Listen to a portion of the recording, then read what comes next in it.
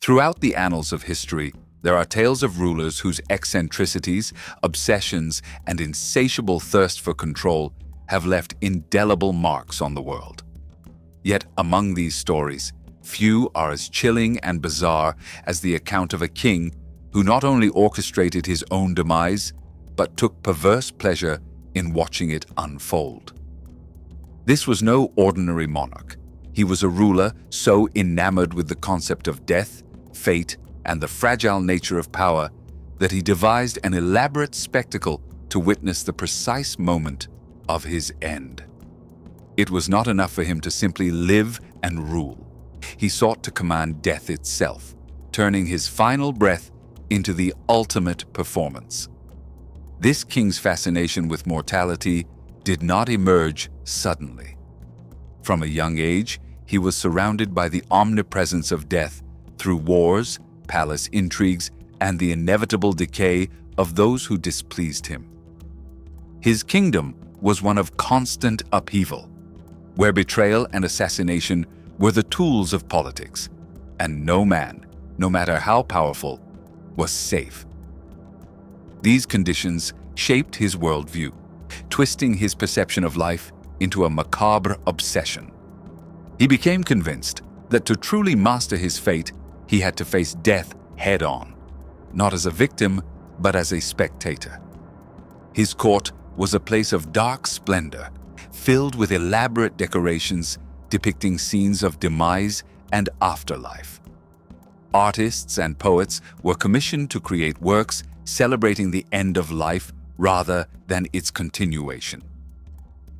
Public executions were not merely punishments. Under his rule, they were grand performances, complete with scripts, costumes, and an audience. He studied each execution with an almost scientific detachment, noting the final expressions, the reactions of the crowd, the slow extinguishing of vitality. But even this was not enough to satiate his appetite for control over mortality. Over time, he grew increasingly fixated on one final, unrepeatable spectacle: his own death. Determined to make it a masterpiece, he summoned the greatest minds of his time, engineers, alchemists, philosophers, to devise a method through which he could witness his own final moments. The challenge was paradoxical, yet his will was absolute, and his subjects, bound by fear and loyalty, dared not question his demands. Plans were drawn, and elaborate machinery was constructed. Some proposed mirrors and contraptions that would allow him to see himself at the brink. Others devised more sinister methods involving poisons and drugs to slow the process, ensuring he remained conscious to observe his body's betrayal.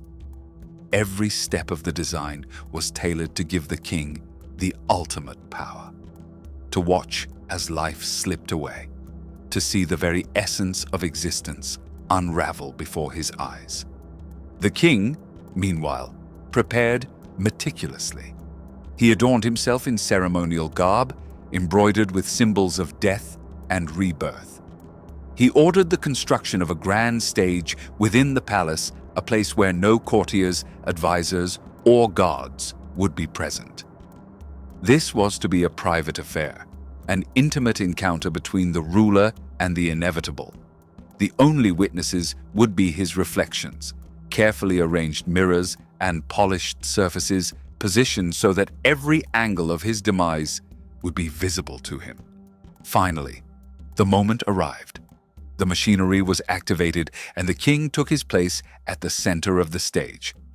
A series of mechanisms were set in motion, poisons administered at precise intervals, contraptions slowly draining his vitality, all meticulously calibrated to prolong the process while ensuring his consciousness remained intact.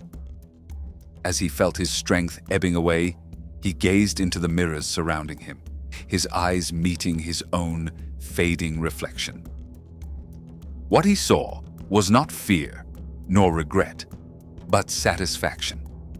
In that surreal moment, he became both the actor and the audience, orchestrating the ultimate display of control over his destiny. Each breath grew shallower, each heartbeat slower, yet his eyes remained fixed on the spectacle before him. He watched the color drain from his face, the tremors in his hands, the gradual slackening of his limbs. He bore witness to his own vulnerability, his own mortality, savoring every second as if it were a grand finale. Outside the palace walls, silence fell over the kingdom. News of the king's death spread swiftly, and with it, the legend of a ruler who had dared to confront death not with fear, but with a chilling fascination. His subjects, long accustomed to his peculiar rule, were left to grapple with the strange void he left behind. For some, his demise was a release from tyranny. For others, it was a haunting reminder of the fine line between brilliance and madness. Generations later, scholars and storytellers would debate the meaning behind his final act. Was it the ultimate expression of human control over fate, or the desperate folly of a man consumed by his own obsessions? Did he find peace in that last gaze, or was he met with the cold indifference of the void he sought to command? Regardless of interpretation, the story endured, etched into the annals of history as a testament to the extremes of power and the dark allure of mortality. The king who watched his own death became a symbol, a cautionary tale whispered across lands and centuries, a ruler who transformed his end into an unforgettable performance, ensuring that even in death, he remained the center of attention.